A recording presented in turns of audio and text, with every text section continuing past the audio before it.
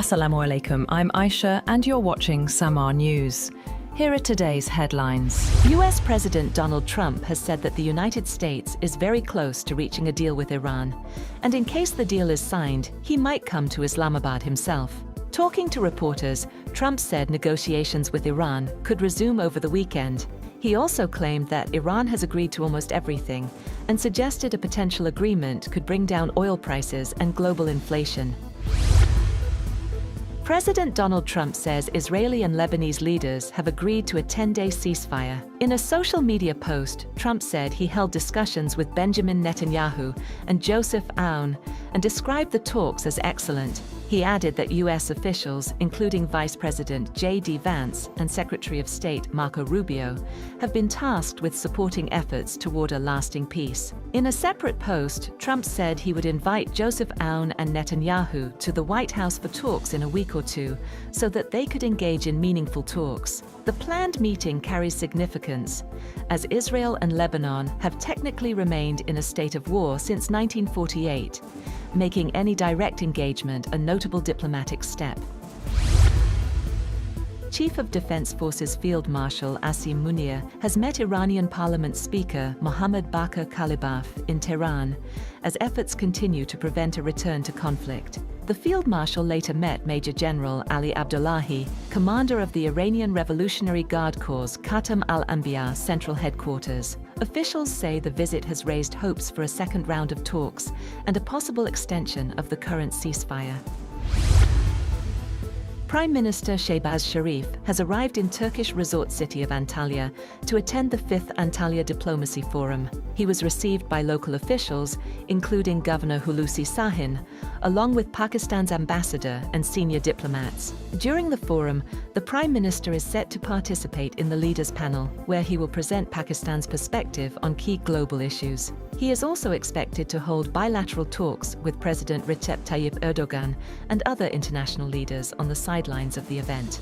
Earlier, Shehbaz Sharif met Qatari Emir Tamim bin Hamad Al Thani in Doha, where he stressed the need for de-escalation and dialogue amid ongoing regional tensions. During the meeting, both leaders discussed the evolving situation in the Gulf and emphasized the importance of diplomacy and international coordination to ensure peace and stability. The Prime Minister also reaffirmed Pakistan's condemnation of attacks targeting Qatar and expressed full solidarity with its leadership and people.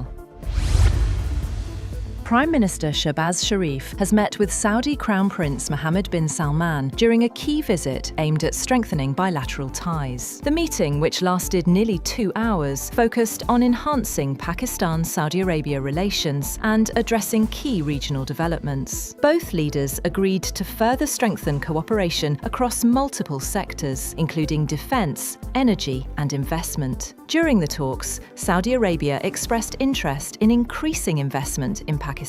Prime Minister Sharif appreciated the kingdom's continued backing and highlighted the long-standing strategic partnership between the two nations.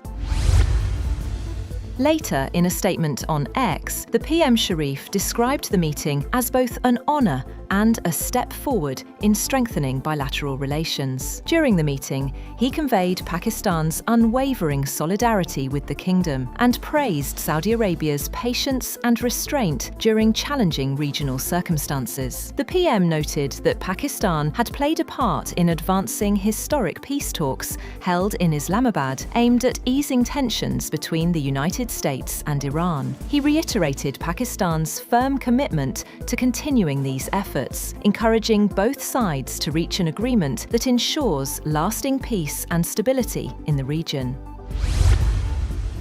Meanwhile, Pakistan has received a financial lifeline as Saudi Arabia deposited $2 billion, easing pressure on the country's foreign exchange reserves. The State Bank of Pakistan has confirmed the receipt of $2 billion in deposits. Despite the relief, Pakistan still faces a major financial obligation of $3.5 billion payable to the United Arab Emirates within the same month. Additionally, Pakistan has already repaid $1.2 billion against the maturity of its Eurobonds this month.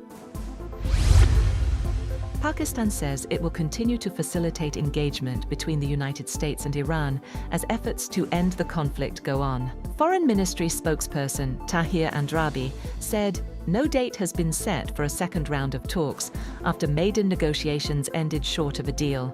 He stressed the importance of maintaining the ceasefire as diplomatic efforts continue despite unresolved differences. Over in the Pentagon briefing room, U.S. military officials have said that forces in the Middle East are ready to restart combat operations immediately if Iran does not agree to a deal. Defense Secretary Pete Hegseth warned Tehran that it faces continued blockade and strikes on key infrastructure if it rejects negotiations. Officials say multiple vessels have already turned back under the blockade as Washington increases pressure and keeps forces on high alert.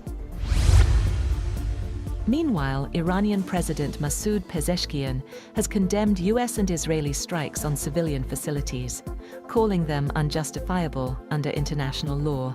Speaking in Tehran, he said Iran does not seek war and remains committed to dialogue, while accusing its adversaries of violating humanitarian principles.